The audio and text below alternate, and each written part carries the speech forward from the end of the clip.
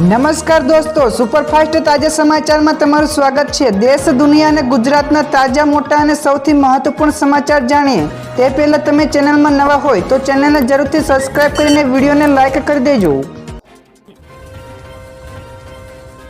સૌથી પહેલા દોસ્તો આપણે વાત કરીએ તો આ તારીખથી ફરી એકવાર સક્રિય થશે ચોમાસું। તો અંબાલાલ પટેલે ભારેથી અતિભારે વરસાદની આગાહી કરી છે। જ્યાં દોસ્તો હાલ ગુજરાતમાં કોઈ પણ સિસ્ટમ સક્રિય ન હોવાના કારણે વરસાદની તીવ્રતા ઘટી ગઈ છે। જો કે હવામાન નિષ્ણાત અંબાલાલ પટેલની આગાહી પ્રમાણે રાજ્યમાં ફરી એકવાર સારા વરસાદનો દોર શરૂ થવાનો છે। તો તેમણે જણાવ્યું છે કે ઓગસ્ટ મહિનાના મધ્ય ભાગમાં રાજ્યના ઘણા વિસ્તારોમાં ભારેથી અતિભારે વરસાદ આવી શકે છે। આ સિવાય તેમણે વિશેષમાં જણાવ્યું છે કે 6 થી લઈને 12 ઓગસ્ટ દરમિયાન સ્થાનિક સિસ્ટમ અને સાયક્લોનિક સર્ક્યુલેશનના કારણે કેટલાક ભાગોમાં વરસાદી ભારે ઝાપટા પડી શકે છે। તો આ સિવાય 15 ઓગસ્ટથી આસપાસ ક્યાંક વરસાદી ઝાપટા પડી શકે છે, પરંતુ સૂર્યના મઘા નક્ષત્રમાં પ્રવેશ સાથે જ 17 ઓગસ્ટથી ચોમાસું ફરી એકવાર સક્રિય થશે અને ભારે વરસાદની શક્યતા રહેશે। તો આ સાથે જ 18 થી 22 ઓગસ્ટ દરમિયાન પણ રાજ્યમાં ભારે વરસાદ થઈ શકે છે અને મઘા નક્ષત્રના વરસાદને કારણે કૃષિ પાક માટે ખૂબ જ સારો માનવામાં આવે છે અને ભૂગર્ભ જળ સંગ્રહ માટે પણ ફાયદાકારક છે। તો દોસ્તો બીજા સૌથી મોટા સમાચાર સામે આવ્યા છે। આવશ્યક દવાઓના ભાવ ઘટ્યા। જ્યાં દોસ્તો નેશનલ ફાર્માસ્યુટિકલ પ્રાઇસિંગ ઓથોરિટી એટલે કે NPPA પેરાસિટામોલ, ઓટોરવા, સ્ટેટિન અને એમોક્સિસિલિન જેવી 37 જેટલી દવાઓના ભાવ 10 થી લઈને 15% ઘટાડ્યા છે। તો જે દવાઓના ભાવ ઘટાડવામાં આવ્યા છે તેમાં પીડા, તાવ, હૃદયરોગ, ડાયાબિટીસ અને વિટામિન્સ માટેની દવાઓનો સમાવેશ થાય છે। તો અગાઉ પણ મે 2024માં સરકારે 8 જેટલી જરૂરી દવાઓના જેમાં અસ્થમા, ટીબી, ગ્લુકોમા જેવી માટેની દવાઓના ભાવમાં વધારો કરવાનો નિર્ણય કર્યો હતો। તો દોસ્તો ત્યાર પછી આગળ વધુ એક સૌથી મોટા સમાચાર મળ્યા છે। પેટ્રોલ અને ડીઝલના ભાવ ઘટે તેવી શક્યતા છે। જ્યાં દોસ્તો પેટ્રોલ અને ડીઝલના ભાવમાં ઘટાડો થવાની સંભાવના છે। તો OPEC પ્લસ સંગઠનના સભ્ય દેશોએ દરરોજ 5,47,000 બેરલ તેલનું ઉત્પાદન વધારવા પર સહમતિ દર્શાવી છે। તો આ નિર્ણયના કારણે આંતરરાષ્ટ્રીય બજારમાં ક્રૂડ ઓઇલના ભાવ ઘટી શકે છે, જેની સીધી અસર પેટ્રોલ અને ડીઝલના ભાવ ઉપર પણ જોવા મળી શકે છે। જો કે ભારતમાં આ ભાવ ઘટાડો ટેક્સ અને અન્ય પરિબળો ઉપર પણ આધાર રાખે છે।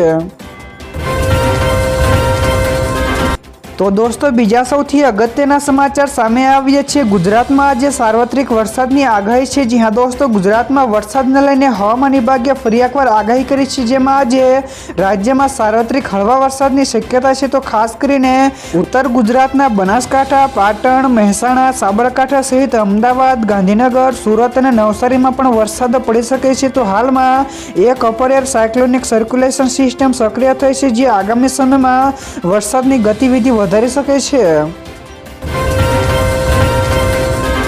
ત્યાર પછી દોસ્તો આગળ વધુ એક સૌથી અગત્યના સમાચાર રોજગાર ક્ષમતામાં ગુજરાત 8મા ક્રમે। જ્યાં દોસ્તો ઇન્ડિયા સ્કિલ રિપોર્ટ્સ 2025માં વિદ્યાર્થીઓમાં વૈજ્ઞાનિક અભિગમ સાથે વિવિધ સેક્ટરના ગુજરાતના સ્કિલ ડેવલપમેન્ટનો આંકડો નિરાશાજનક રહ્યો છે। તો સ્કિલ ઇન્ડિયા 2025ના રિપોર્ટમાં એવા તારણો રજૂ થયા છે કે યુવાનો માટે રોજગાર ક્ષમતામાં દેશના ટોપ 5 રાજ્યોમાં પણ ગુજરાતને સ્થાન મળી શક્યું નથી। તો રોજગારની ક્ષમતામાં ગુજરાત 62% સાથે 8મા સ્થાને રહ્યું છે અને શહેરમાં 60.63% સાથે અમદાવાદ 10મા ક્રમાંકે રહ્યું છે।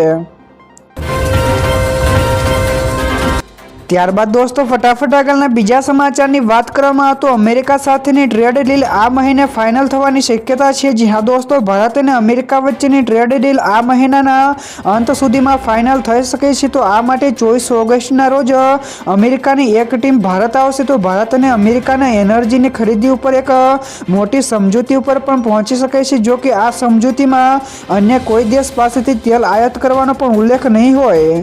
તો ભારત અને અમેરિકા વચ્ચે આ ડીલ માટેની શરતો માર્ચ મહિનામાં જ નક્કી થઈ હતી। તો દોસ્તો બીજા સૌથી મહત્વપૂર્ણ સમાચાર સામે આવ્યા છે દૂધસાગર ડેરીની મોટી જાહેરાત। જ્યાં દોસ્તો મહેસાણાની દૂધસાગર ડેરીએ પશુપાલકોને ખુશખબર આપી છે। જેમાં 65મી સાધારણ સભામાં ચેરમેન અશોક ચૌધરીએ દૂધના ફેરમાં વધારો તેમજ અન્ય કલ્યાણકારી યોજનાઓની પણ મોટી જાહેરાત કરી છે। તો દૂધસાગર ડેરીએ કુલ 437 કરોડનો ભાવ ફેર વધારો આપવાની જાહેરાત કરી છે તેમજ પશુપાલકોને 10% ડિવિડન્ડ પણ આપવાની જાહેરાત કરી છે। તો અકસ્માત વીમાની રકમ પણ બમણી કરાઈ છે।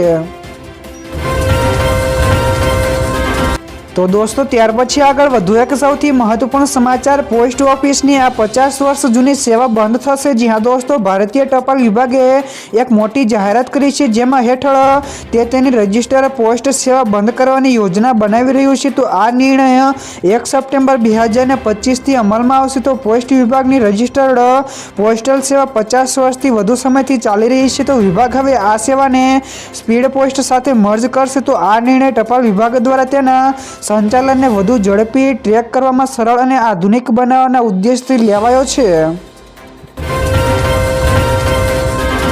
ત્યાર પછી દોસ્તો આ સિવાયના બીજા સમાચારની ઝડપથી વાત કરવામાં આવે તો ભારતને મળ્યો ખજાનો તો ચીનને પણ લાગશે ફટકો। જ્યાં દોસ્તો કોલસા અને ખાણ મંત્રી જી કિશન રેડ્ડીએ 28 જુલાઈ 2025ના રોજ સંસદમાં માહિતી આપી હતી કે મધ્યપ્રદેશના સિંગારોલી કોલસા ક્ષેત્રમાં દુર્લભ પૃથ્વી તત્વો મળી આવ્યા છે। તો ભારતમાં દુર્લભ ખનિજોનો ભંડાર મળવો એ બહુ મહત્વની વાત છે કારણ કે આ ધાતુ ઉપર ચીનનો એકાધિકાર છે। તો ભારતમાં મળેલો ભંડારથી દેશના ઇલેક્ટ્રોનિક્સ પરિવહન અને ગ્રીન એનર્જી ઉદ્યોગોને દુર્લભ પૃથ્વી માટે ચીન ઉપરની નિર્ભરતાનો પણ અંત લાવશે। તો દોસ્તો બીજા સૌથી મોટા સમાચાર સામે આવ્યા છે 7 ઓગસ્ટે વિપક્ષની મહત્વપૂર્ણ બેઠક છે। જ્યાં દોસ્તો વિપક્ષી પક્ષોના જોડાણ ઇન્ડિયાની આગામી બેઠક 7 ઓગસ્ટે રાહુલ ગાંધીના નિવાસસ્થાને યોજાશે। તો સૂત્રોના જણાવ્યા અનુસાર આ બેઠક રાત્રિ ભોજન દરમિયાન યોજાશે અને તેના ઘણા બધા મહત્વપૂર્ણ મુદ્દાઓ પર પણ ચર્ચાઓ કરવામાં આવશે। તો છેલ્લી બેઠક 19 જુલાઈના રોજ વર્ચ્યુઅલી રીતે યોજાઈ હતી જેમાં 24થી વધારે પક્ષોના નેતાઓએ ભાગ લીધો હતો। તો બેઠકમાં બિહાર વિધાનસભાની ચૂંટણી SIR ઓપરેશન સિંદૂર ટ્રમ્પે ભારત ઉપર ઝીંકેલા ટેરિફ મામલે પણ ચર્ચાઓ થઈ શકે છે। તો દોસ્તો ત્યાર પછી આગળ વધુ એક સૌથી મોટા સમાચાર મળ્યા છે યુપીઆઈ વ્યવહારો 19 અબજ આંકને પણ પાર પહોંચ્યો। જ્યાં દોસ્તો NPCI દ્વારા જારી કરાયેલા ડેટા અનુસાર લોકપ્રિય યુપીઆઈ દ્વારા વ્યવહારોની સંખ્યા જુલાઈમાં 19.47 બિલિયનની રેકોર્ડ બ્રેક સપાટીએ પહોંચી ગઈ હતી જે વાર્ષિક ધોરણે 35%ની વૃદ્ધિ દર્શાવે છે। તેવી જ રીતે યુપીઆઈ દ્વારા કુલ વ્યવહારોનું મૂલ્ય રૂપિયા 25.08 લાખ કરોડ નોંધાયું હતું જે મે મહિનામાં નોંધાયેલા રૂપિયા 25.14 લાખ કરોડ પછી બીજા ક્રમનો સૌથી વધારે છે। તો જે વાર્ષિક ધોરણે વ્યવહારોના મૂલ્યમાં 22%નો વધારો નોંધાયો છે। તો દોસ્તો બીજા સૌથી અગત્યના સમાચાર સામે આવ્યા છે સપ્ટેમ્બરથી દોડશે દેશની પ્રથમ વંદે ભારત સ્લીપર ટ્રેન। જ્યાં દોસ્તો રેલવે યાત્રીઓ માટે સારા સમાચાર છે જેમાં દેશની પ્રથમ વંદે ભારત સ્લીપર ટ્રેન સપ્ટેમ્બરથી પાટા ઉપર દોડતી જોવા મળશે। તો આ ટ્રેનની મહત્તમ ઝડપ પ્રતિ કલાકે 180 કિલોમીટરની હશે અને તેમાં કુલ 16 કોચ હશે જેમાં AC first class, AC second tier અને AC થર્ડ ટિયરના કોચનો સમાવેશ થાય છે। તો આ ટ્રેનમાં કુલ 1128 જેટલા મુસાફરોની ક્ષમતા હશે અને તેમાં તમામ આધુનિક સેવાઓ પણ ઉપલબ્ધ હશે। ત્યાર પછી દોસ્તો આગળ વધુ એક સૌથી અગત્યના સમાચાર ટેરિફમાં કોઈ ફેરફાર નહીં તો અમેરિકી અધિકારીઓની સ્પષ્ટતા। જ્યાં દોસ્તો અમેરિકાના પ્રમુખ ડોનાલ્ડ ટ્રમ્પ દ્વારા ભારત ઉપર સહિત અનેક દેશો ઉપર લગાવવામાં આવેલા ટેરિફ દરોમાં કોઈ પણ ફેરફાર નહીં થાય તેમાં વ્હાઇટ હાઉસના અધિકારીઓએ સ્પષ્ટ કહ્યું છે। તો ટ્રમ્પના આર્થિક સલાહકાર કેવિન અને વેપાર સલાહકારે પણ જણાવ્યું છે કે આ ટેરિફ દરો લગભગ અંતિમ છે અને બજારની નકારાત્મક પ્રતિક્રિયા છતાં તેમાં વાટાઘાટોની શક્યતાનો અવકાશ નથી। તો આ નિર્ણય ભારત સામેના 25% ટેરિફને પણ લાગુ પડશે। ત્યારબાદ દોસ્તો ફટાફટ આગળના બીજા સમાચારની વાત કરવામાં તો શેર બજારમાં જોરદાર ઉછાળા સાથે બંધ થયું। જ્યાં દોસ્તો ગઈકાલે સોમવારે સ્થાનિક શેર બજાર મજબૂત રીતે બંધ થયું હતું જેમાં સેન્સેક્સ 418 પોઈન્ટ વધીને 81,018 અંકો પર બંધ થયો જ્યારે નિફ્ટી 157 પોઈન્ટ વધીને 24,722 અંકો પર બંધ થયો છે।